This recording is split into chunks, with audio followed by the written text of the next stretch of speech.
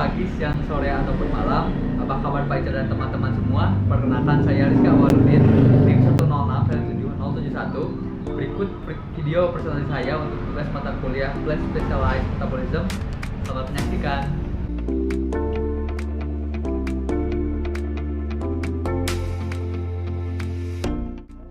Ginseng Korea atau dengan nama latin Panax ginseng merupakan salah satu tanaman herbal dari famili Araliaceae yang telah banyak digunakan oleh dunia medis terutama sebagai obat untuk berbagai gangguan kesehatan dan juga mampu untuk menstimulasi sistem imun pada manusia. Ada dua jenis ginseng Korea yang dikenal dan seringkali dimanfaatkan, yaitu ginseng putih dengan nama latin Panax ginseng Ca Meyer dan juga ada ginseng merah dengan nama latin Panax ginseng Ca Meyer radix rubra.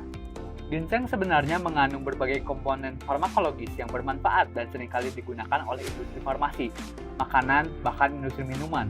Ada beberapa kelompok senyawa aktif seperti senyawa yang paling utama adalah ginsenosoid yang termasuk ke dalam triterpenoid tetrasiklik. Kemudian ginseng juga mengandung beberapa senyawa lain seperti poliasetilen, senyawa polifenol, serta polisakarida.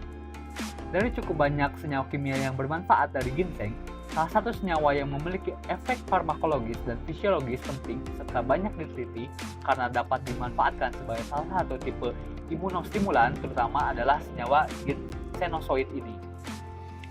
Senyawa ginsenosoid dapat diklasifikasikan ke dalam dua kelompok utama berdasarkan tipe kerangka aglikonnya, yaitu tipe damaran dan tipe oleanan. Ginsenosoid sebenarnya mewakili sekelompok triterpenoid terglikosilasi yang ditemukan pada spesies-spesies dalam genus Panax. Secara umum, memang ginsenosoid diklasifikasikan menjadi dua kelompok utama, yaitu damaran dan oleanan. Akan tetapi, kelompok damaranan dapat dibagi menjadi kelompok protopanaxadiol, kelompok protopanaxatriol, dan okotilol. Sedangkan kelompok oleanan, misalnya R0, tetap menjadi kelompok ginsenosoid yang berbeda. Hal mendasar yang membedakan antara tipe damaran dan oleanan adalah pada tipe damaran, struktur rangkanya berupa cincin tetrasiklik, sedangkan pada tipe oleanan, struktur rangkanya berupa cincin pentasiklik.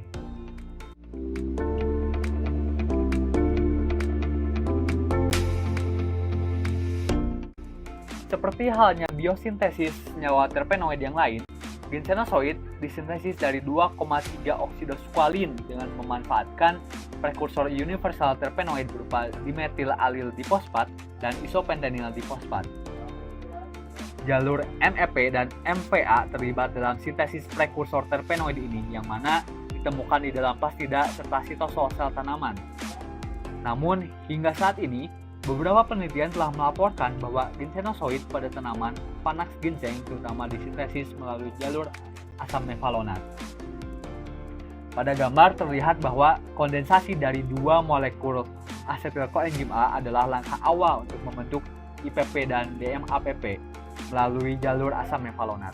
Mulanya kondensasi IPP dan DMAPP dikatalisis oleh farnesyl difosfat sintase untuk membentuk farnesyl difosfat. Selanjutnya, EPP diubah menjadi 2,3 oksidosqualin melalui dua reaksi enzimatik oleh squalin sintase dan squalin epoksidase. Sebenarnya 2,3 oksidosqualin ini tidak hanya merupakan prekursor untuk ginsenosoid, akan tetapi juga merupakan intermediate untuk phytosterol pada tanaman. Berbagai struktur senyawa yang terbentuk seperti terlihat pada skema sebetulnya disebabkan oleh reaksi multienzimatik seperti adanya reaksi siklisasi, oksidasi, bahkan glikosilasi. Pada Panax ginseng, reaksi siklisasi terjadi pada 2,3 oksidosqualin, di mana dikatalisis oleh oksidosqualin siklase dalam bentuk CAS atau sikloartenol sintase, BAS atau beta-amirin sintase, dan DDS atau damarenediol sintase, yang mana untuk masing-masing akan membentuk phytosterol, ginsenosid tipe oleanan, dan ginsenosid tipe damaran. Senyawa ginsenosoid sangat tinggi diakumulasikan di bagian epidermis akar dan jaringan pembuluh atau vascular bundles pada tanaman ginseng Korea. Bisa dilihat pada slide presentasi bahwa warna merah muda pada gambar menunjukkan akumulasi dari senyawa ginsenosoid pada tanaman Panax ginseng yang ada di organ akar, batang, dan daun. Pada organ akar, senyawa ginsenosoid diakumulasikan di vakuola dan protein vakuolar dari sel parenkima. Adapun pada organ batang diakumulasikan di jaringan pembuluh, tepatnya pada vakuola dan granula, dan pada organ daun ginsenosoid diakumulasikan di kloroplas, peroksisom, dan sitoplasma dari sel parenkimal.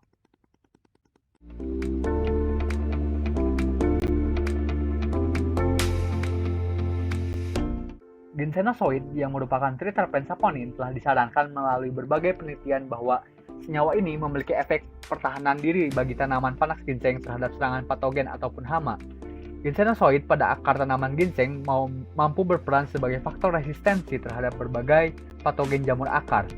Salah satu patogen tanaman ginseng yaitu Pythium irregulare merupakan patogen yang mampu menginfeksi akar ginseng dan telah dibuktikan bahwa berpengaruh terhadap fluktuasi konsentrasi ginsenosoid di bagian yang terinfeksi oleh patogen, seperti dilaporkan dalam Ivanov et al. 2016.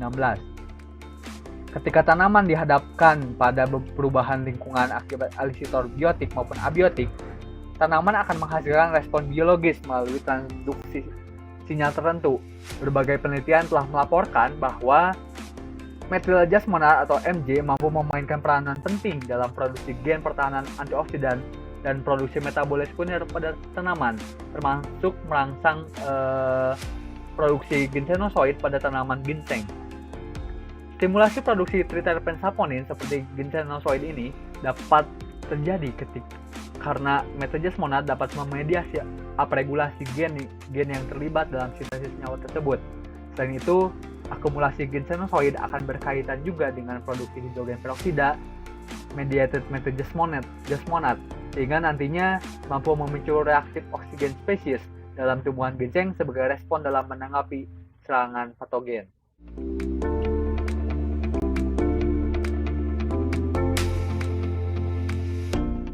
Senyawa aktif pada ginseng dikenal sebagai senyawa yang memiliki efek imunomodulator. Imunomodulator di sini adalah komponen biologis atau sintetis yang dapat menstimulasi atau disebut juga imunostimulan dan juga dapat merepresi atau disebut juga imunosupresan, yang mana dalam arti lain kedua komponen ini dapat dikategorikan sebagai modulator sistem pertahanan tubuh. Dalam organisme yang sehat, sistem kekebalan tubuh berupaya untuk mempertahankan homeostatis dalam tubuh. Fungsi dan efisiensi sistem kekebalan tubuh sangat dipengaruhi oleh berbagai faktor eksogen dan endogen, yang mana akan mengakibatkan immunosuppression atau immunostimulation ini.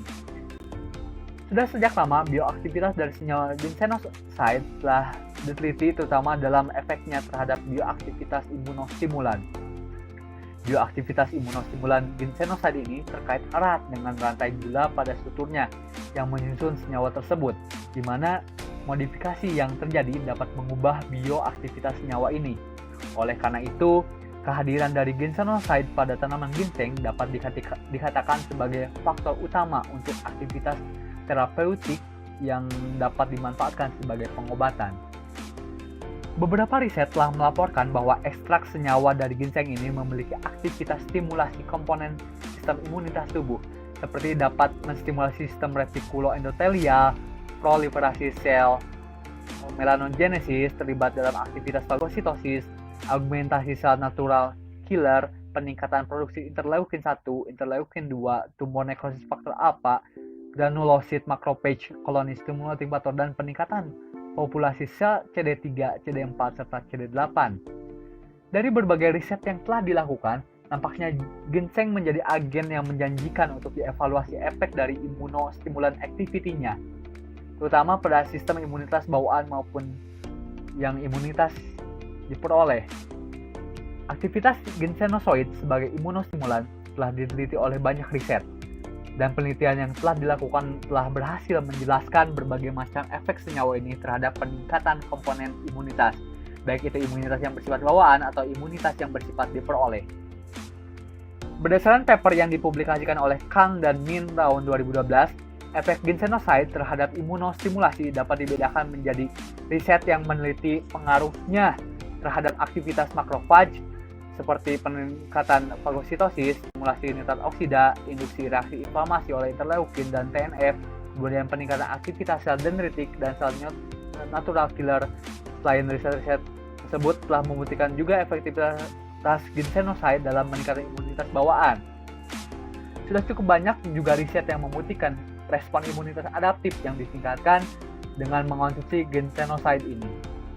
Salah satu riset dilakukan oleh Park et al. Tahun 2014.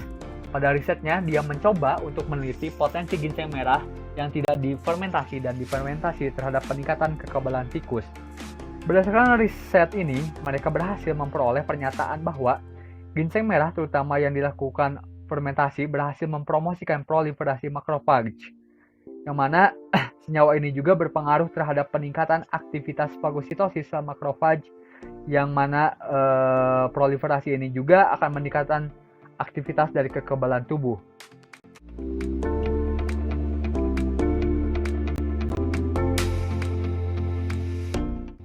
Mengenai produksi ginsenoside, hingga saat ini hasil produksi pertanian ginseng adalah terbatas. Produksi ginsenoside secara alami cukup lambat dan sulit diperoleh melalui metode untuk memperoleh senyawa secara kimia. Tanaman ginseng tumbuh lambat dan membutuhkan waktu kurang lebih 6 tahun mulai dari bibit hingga pemanenan akar sehingga dihasilkan ginseng yang bisa dipasarkan. Selain itu, banyak faktor biologis dan lingkungan yang mempengaruhi pertumbuhan ginseng seperti jenis kultivar, hewan herbivora, jenis tanah, dan juga faktor iklim. Oleh karena itu, rekayasa metabolisme untuk memproduksi ginsenoside dengan yield yang lebih banyak perlu dilakukan, yaitu dalam hal ini dilakukan pada ragi Saccharomyces cerevisiae. Dalam produksi ginsenoside dalam ragi, setidaknya ada 5 proses yang harus dilakukan. Pada proses pertama adalah ekspresi gen heterolog. Ekspresi gen heterolog dari tanaman ini di dalam ragi memberikan kemungkinan untuk memproduksi ginsenoside yang lebih banyak dari biasanya. Terdapat 3 jenis enzim yaitu glikosyltransferase, Stochrom P450, dan oksidosqualene cyclase diidentifikasi sebagai enzim kunci untuk biosintesis ginsenoside di panas ginseng. Kemudian proses kedua adalah menyeimbangkan dan meningkatkan fluks metabolik. Hal ini perlu dilakukan karena ketika dilakukan rekayasa pada inang heterolog, maka menyebabkan fluks metabolisme seluler yang tidak seimbang akibat konsumsi kompetitif dari metabolisme prekursor, kofaktor, dan juga substrat. Proses ketiga adalah melakukan rekayasa enzim untuk meningkatkan aktivitas katalitiknya. Setelah berhasil melakukan perancangan dan pelaksanaan produksi senyawa, maka proses selanjutnya adalah melakukan evaluasi sistem dan optimalisasi dengan berbagai pendekatan omics, mulai dari genomik hingga fluxomik. Proses ini sangat memerlukan integrasi analisis bioinformatika dan data mentah yang diperoleh dari dalam laboratorium basah. Dan proses terakhir dari strategi peningkatan produksi senyawa ginsenoside ini adalah dengan berupaya untuk membangun strain ragi yang stabil dan menciptakan kondisi yang optimal untuk melakukan scale up produksi yang berkepanjangan. Sekian presentasi dari saya. Berikut adalah daftar pustaka yang saya gunakan.